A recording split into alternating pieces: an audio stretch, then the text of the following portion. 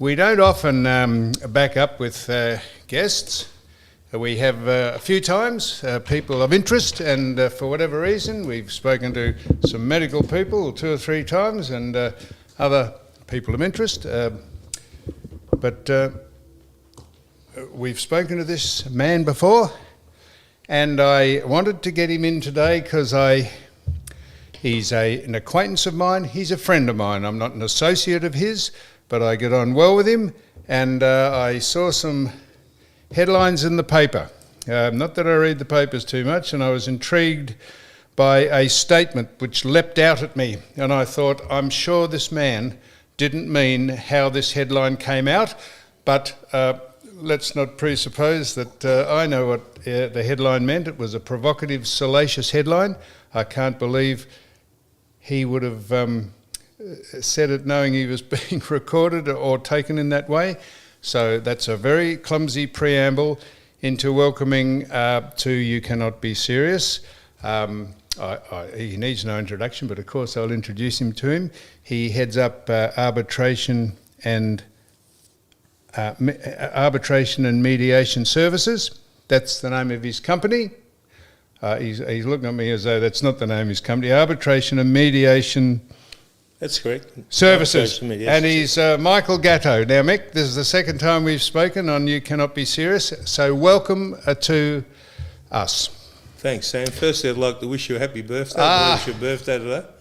So I appreciate that, Mick. All your dreams come true. Yeah.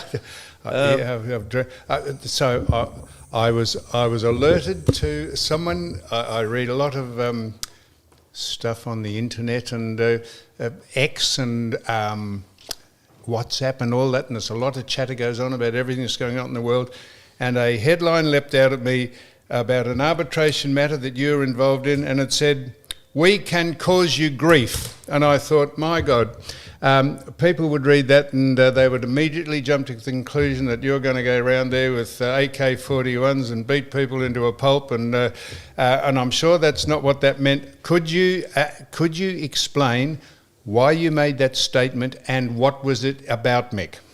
All right, firstly I'd like to say, don't let the truth get in the way of a good story, because that's exactly what's happened here. I was engaged by a builder to try and recover some money for him that was owed, and equipment in the guts of 2 or 3 million. This is not Mr. Toscano. This is the man I was engaged by another builder that's Cobalt. Yes. Toscano is a developer, and I rang Toscano up and I said to him, Nick Toscano, who I know his father actually, he's got a fruit shop in Kew, lovely old man. His father would probably be embarrassed, but anyway. I rang him and said to him, look, I'd like to have a round table in relation to CoBuild, a company that's been doing your building that's owed a lot of money, and you've got all their equipment and whatever, and you've changed all the locks so they can't get in. You put security guards. You're acting on behalf of the subbies and the people who have equipment. I'm acting on behalf of the subbies, 20 subbies and the builder. Trying to retrieve their equipment. So they can keep working and whatever. And the lift, they had a lift there and all the scaffolding that they were paying $80,000 a month in leases, which they're still doing now. They've been doing that for about 10, 12 months. And they've spent about $1 million with lawyers, and they've got $1 million owing to them. Anyway, so I just said to him, let's have a round table. He agreed. He goes, mate, good idea. I said, I know people, I know your dad, whatever. And he says, yeah, I know you do. He says, mate, that sounds good. I'll come back to you.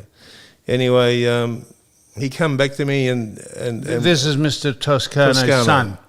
It's Toscano. Yeah, Nick Toscano. Yes. The fruiterer's son. Yeah. Yep. Joe Toscano, I think his name. Well, Joe is Nick is Joe's son, is it? Yeah, so yes. Joe's a developer, sorry. Joe's a developer. I've got me Toscanos mixed up. Have you had a relationship with Joe in the past, or has it been strained? I might have bumped into him once or twice, but I've had no dealings with him. So anyway, we had this in-depth conversation about the situation. I said to him, look, let's just sit down and have a round table. There's 3 sides to a story, as we all know. There's your side, there's theirs, and there's the truth. Let's sit down and try and work something out.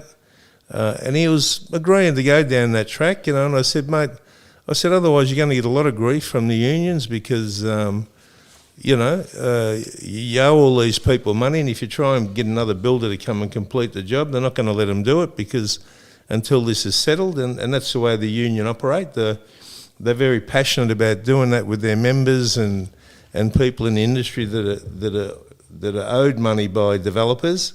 That they won't let them complete until the matter's sorted. So Mick, I explained that to him, but so if you don't continue this, it doesn't matter who takes over the process. The unions won't allow. The unions will want their money back, or they won't let him proceed.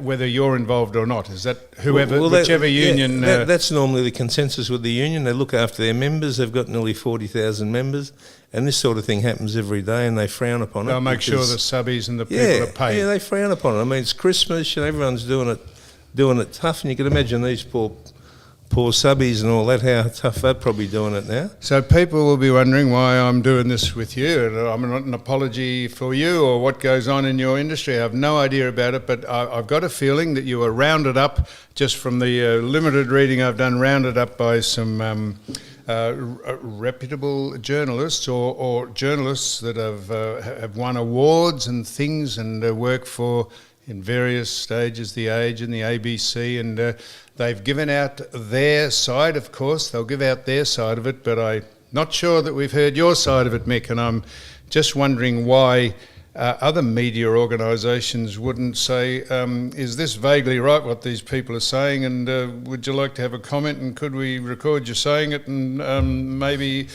is that...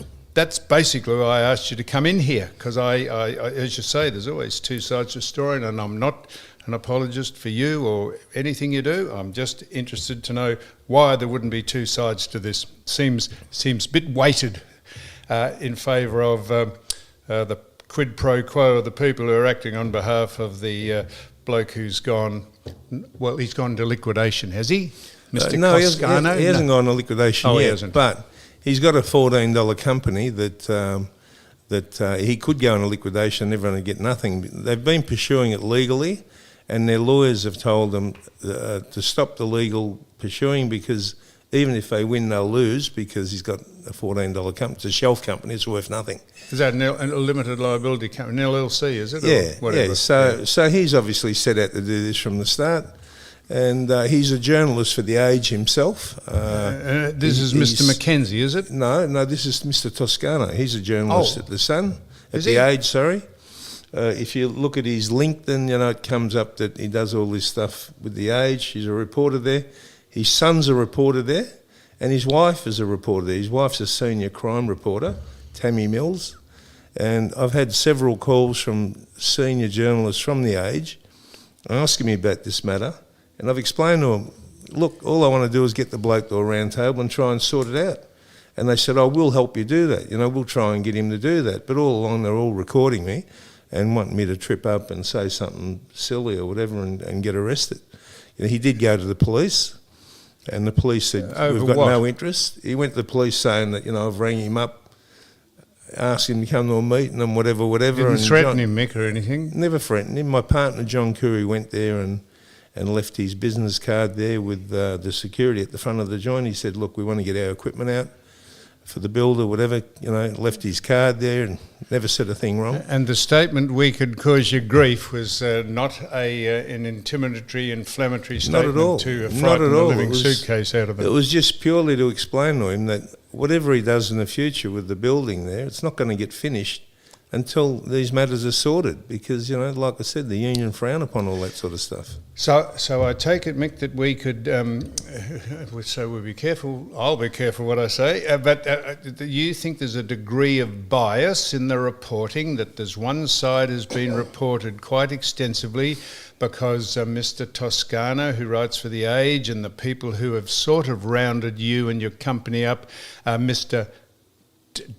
Marin Guzman and Mr. Nick, when the hell's his name? Nick Mackenzie. Mackenzie, they've sort of rounded you up a bit without giving you a chance to explain. And I saw a publication that you put out that I read that, and you say you just like the opportunity to give my side of the story, and you haven't been availed of that opportunity, Mick. That's exactly right. Mr. Wakely there, Nick McKenzie, because he's won about 6 or 7 he's won Wakely 14 awards. Wakeleys, Yeah, I think. 14, And Fruitel and Lies and whatever. But anyway, that's... No, Mick, when Mr. McKenzie has won 14 Wakely Awards, probably from not telling lies, Mick. Well, probably giving his side of what he thinks is the facts, and you are here correcting what you think are the facts, Mick. Please. You're right. Well, you're right. You can understand why I make that clarification. Maybe these other 14 people in question never had an opportunity to speak their side. But anyway, look, yes. I don't know what he's done in the past, but all I know is that he rang my partner, John Curry, and they had a conversation about this. I haven't spoke to him for about 4 or 5 years, and I deleted his number because he put in a bad story about me once that wasn't true. And but then I decided that I'd ring him and just see what he's up to, because I'm doing nothing wrong. I've been doing this for 40 years. I've done nothing wrong. So I rang Nick McKenzie and we had a conversation on the phone. Did you? And you know he'd be recording it? Yeah, well, I didn't care whether he is or he ain't. That's good. I'm not silly. No, I know that, Mick. And we had a discussion. I said, Toscano owes all this money. He's changed the locks on the building. He's locked everyone out. He won't give them their equipment back. They've got bank guarantees that they won't give him back. The builder's been paying $80,000 a month for the leases for all this stuff that's on your building, and you won't give anything back to him. It's not right, So Nick said to me, he reckons that the job wasn't done right and this and that and whatever. And I said, well, look, I don't know whether it was or it wasn't. I mean, like I said before, there's 3 sides to a story. I said, but let's sit down and try and work it out. I didn't know he was going to do a story on it at this point. And anyway, he kept asking me different questions, and in the end, he said, oh, look, I'm going to do a story. He wanted me to go on 60 Minutes. And he said, you're a very unique person in the industry. There's no one like you in Melbourne, no one like you in Australia that can ring the union up and stop jobs. And I said, mate, I can't ring the union up and stop jobs. Get your facts right. I said, if a builder has done something wrong and there's a big health and safety issue or whatever, I said the union will stop the job and they'll picket the line, the job and whatever if they're 100% in the right. But I can't ring them up and say, mate, do me a favour, can you stop this job? They just won't do it. I've got a relationship with them I've had for 40 years, 30 years, and it's purely because, I do the right thing, and I look after 15 builders now. They pay me a retainer to look after them. And it's simply because, if they've got a problem, I sort it. Unions don't annoy them. And that's our relationship. So is it standard practice for a builder who says that the job wasn't done right? Is it standard practice in the industry to lock people out if there's a dispute and not let them? It's not. No, it's not at all. I mean, Well, why isn't that illegal? Well, it should be illegal, and I can't understand, how they can allow them to do that, knowing that they've got all their equipment and all this stuff in there. I mean, it's wrong as far as I'm concerned. That's the only reason I've sort of taken it a bit personal, because, this Toscano, he's been in the background there taping me and trying to get me to trip up so that, I've got a problem. And whereas he's in the wrong, they've made him smell like roses and making me look like I'm the bad guy.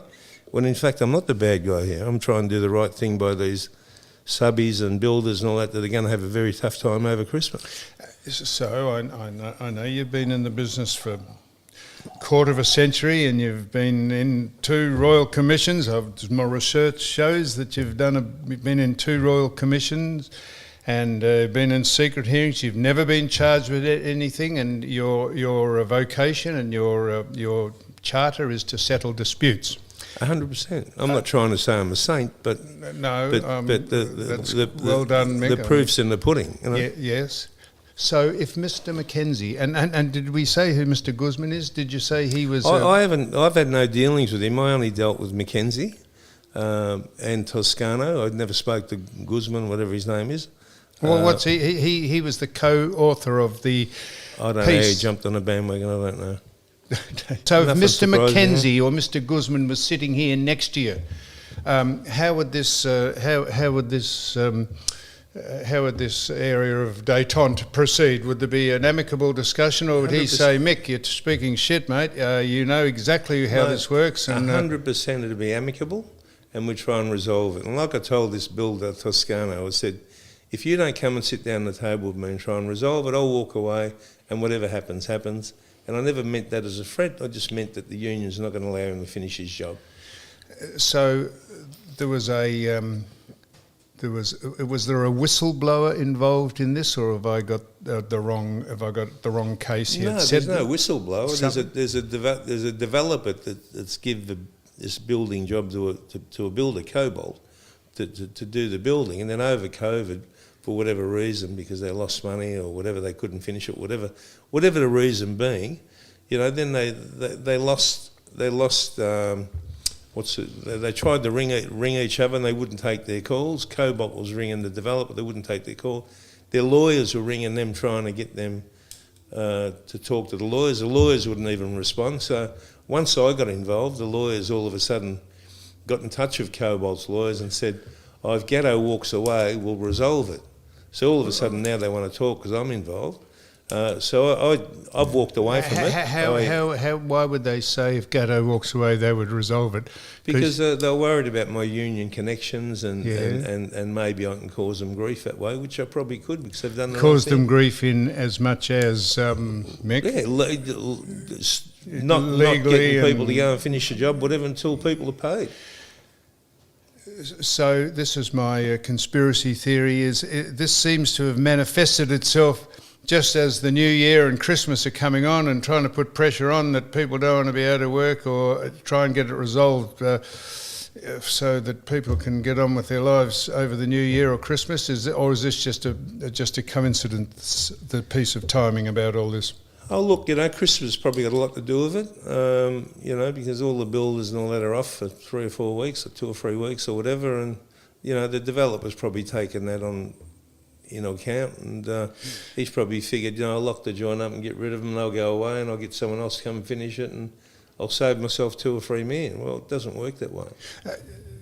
So you say the building company, which is Toscano Builders? Yep. No, Toscano's a developer. The developer, sorry. Yeah, Cobalt are the builders. Yes, and Toscano hasn't gone into receivership.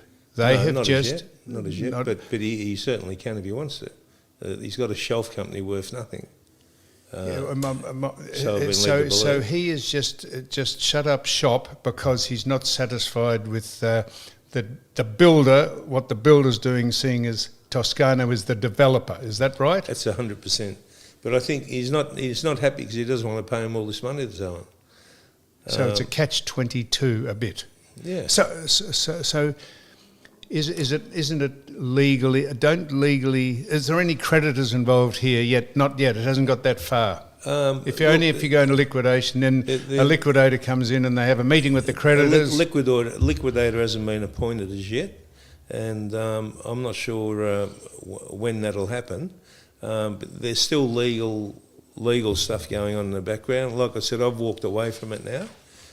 Because why have you walked away, Mick? Well, the builder asked me to. He said, Mick, do you mind? He said that the lawyers are talking to each other now, all of a sudden, and they want to try and maybe give us back our bank guarantees or do something or whatever.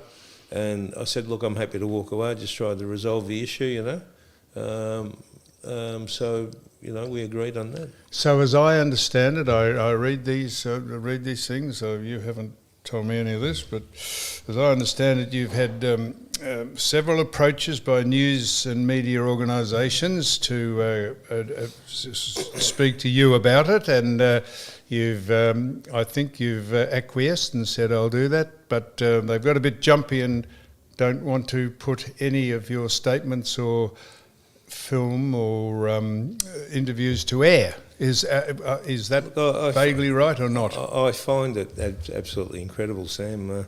I had a senior reporter, crime reporter from the Herald Sun that rang me through a lawyer, and they said they're very, very interested in doing your side of the story. They'll come and get a film crew down there and blah, blah, blah. And I said, why wouldn't they do that? I'm just going to tell you. So I said, great, I'm very happy to do that. I agree with it all.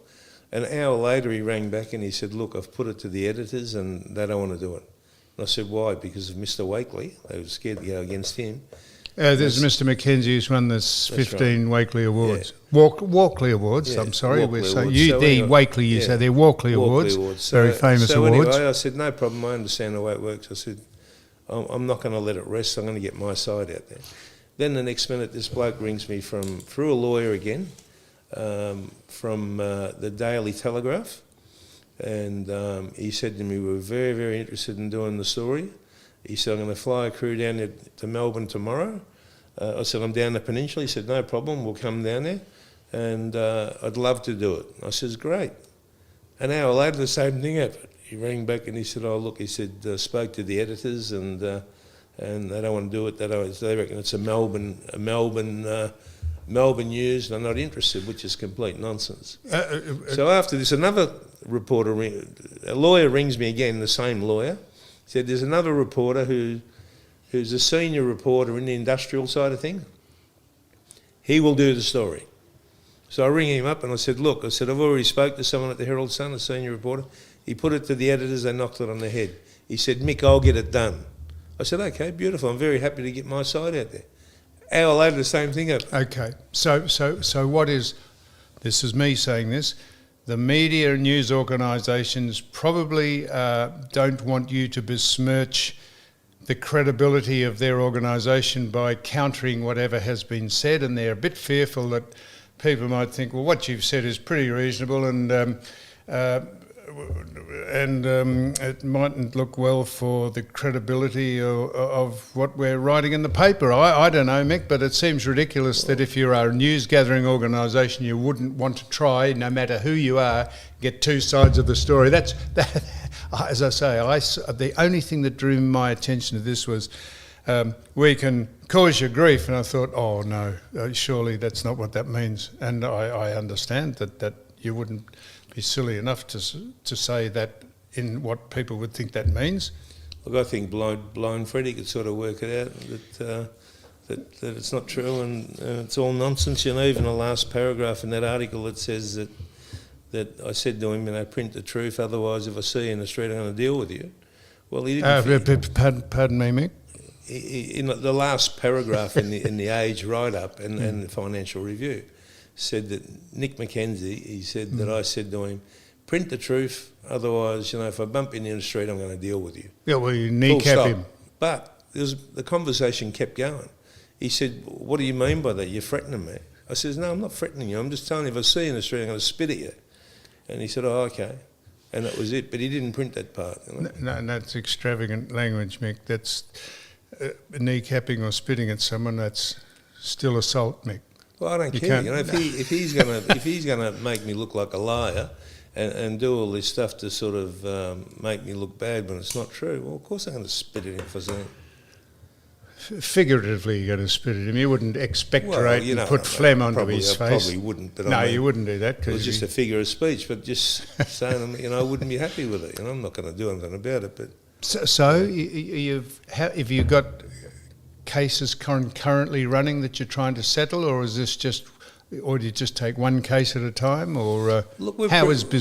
pretty busy, Sam. There's a lot of people are struggling in the industry. There's a lot going under and a lot threatening to go under. It's going to get a lot worse. Last year there was 32 cranes in the air. I think this year there's 8.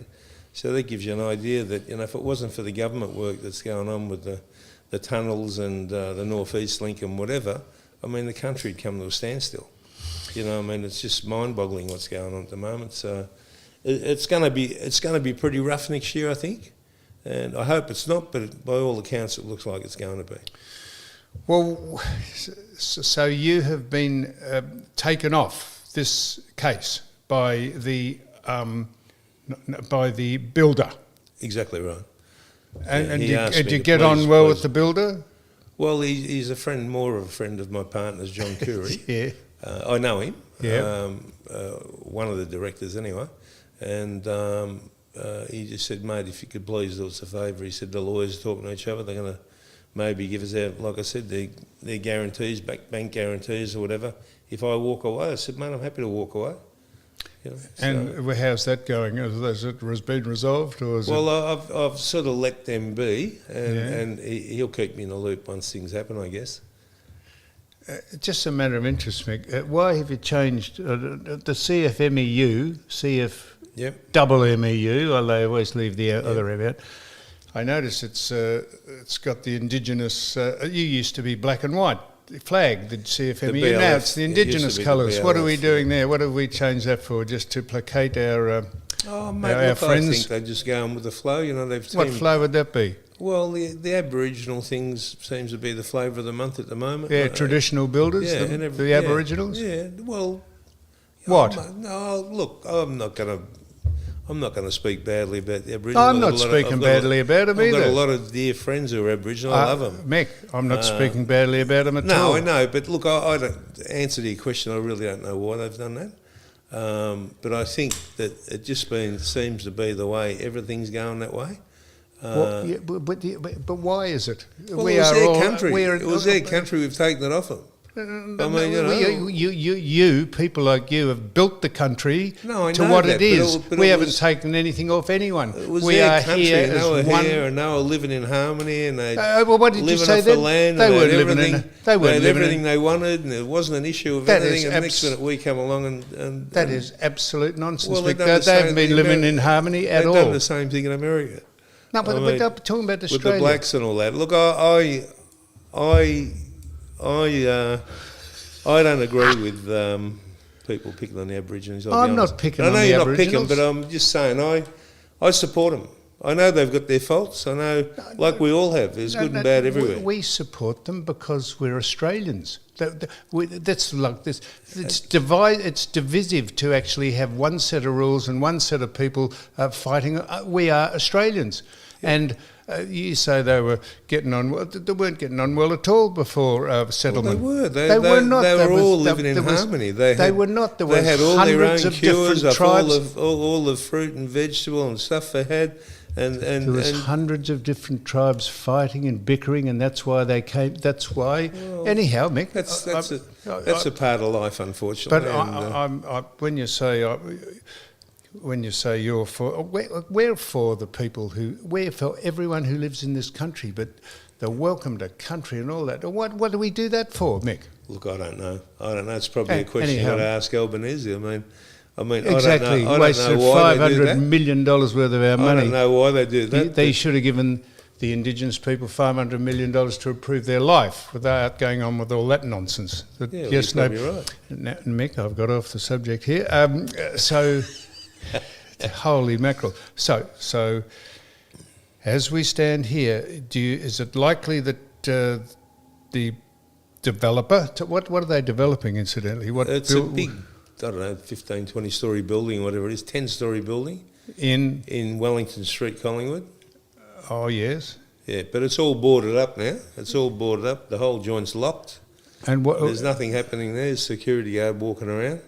They've tried to get other builders involved, but I think the builders have been spoken to that they couldn't complete unless things are sorted. And they're 100% right. I mean, these people, if they're owed money, they're entitled to get paid. Why should this bloke, get on his high horse because he's a journalist with connections to the Age and thinks he's above the law and can do what he likes? Do you think he thinks that big, or he's obviously, because here he is trying to tell me, let's catch up and we'll sit down and do this, and all the other people in the Age saying, yes, Mick, we'll get him to a round table, but all they're doing is all taping me, trying to make me fall over and make me look bad. So that he looks good, please. So on the very off chance someone hears this, like those people, or it gets back to them, I wouldn't think they'd listen to this pissy little podcast called You Cannot Be Serious, because there's only about 70,000 a week listen to it. What do you think they'd make of this conversation? They'd say, I'm sitting here trying to back you, and I'm only just interested because I know you. I'm interested to know, has this been a dent to your reputation or to your ability to handle things and settle matters, or not? Look, Sam, I really appreciate one thing, that you pride yourself on the truth, and as far as I'm concerned, you've always done things the right way. A lot of people don't agree with what you do and say or whatever, but I think you're a straight shooter, and when it comes to things like this, you've given me an opportunity to come here and tell my side. No one else would do that. It hasn't dented my pride. It hasn't caused me any grief.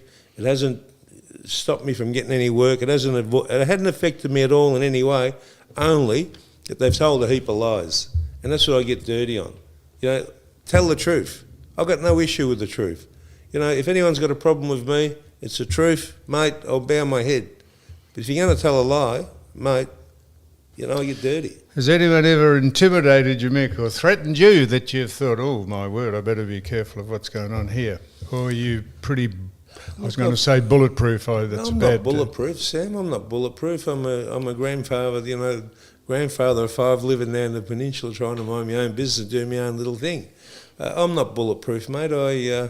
You know, there's always someone better and smarter and everything. I go along and I treat people the way they treat me. If someone treats me with respect, they get the same. They want to go the other way, well, they'll get the same there too. So that's who I am, and I brought my kids up to be the same way, and I think that. All right. Well, Mick, maybe maybe Mr. Marion Guzman and Mr. Walkley Award, Mr. Mackenzie might get in touch with you, or some media organisation might say, well, we might revisit this because we like to have be reasonably fair if we're reporting the news. We're not just reporters or giving a comment. If we are in the political arena of trying to be fair, maybe they will revisit you, Mick, even though they think you're a Melbourne identity. I've got a feeling you're pretty well known across Australia, and I've got the English-speaking world. I've got a feeling you're well known, Mick. So I think that's a bit of a furphy to say it's only a Melbourne story. Thanks, I think Sam. They're keeping their powder dry a little, 100%. But what would I know? Let me tell you one thing, mate. Anyone approaches me, I'm not interested in talking to anyone. I've spoke to you because you've given me, like I said, you've given me the opportunity to tell my side of the story, and I respect that very much. Anyone else wants to talk to me about this, mate, I'm not interested. Unless it's law enforcement or something like that where I'm forced to, different story, but I'm not interested. They've all had their opportunity. They've all knocked it on the head for whatever reason. Well, that's their business. Don't come back again. Simple as that. Mick Gatto, thank you very much for coming in and speaking to us on You Cannot Be Serious. Thanks very much.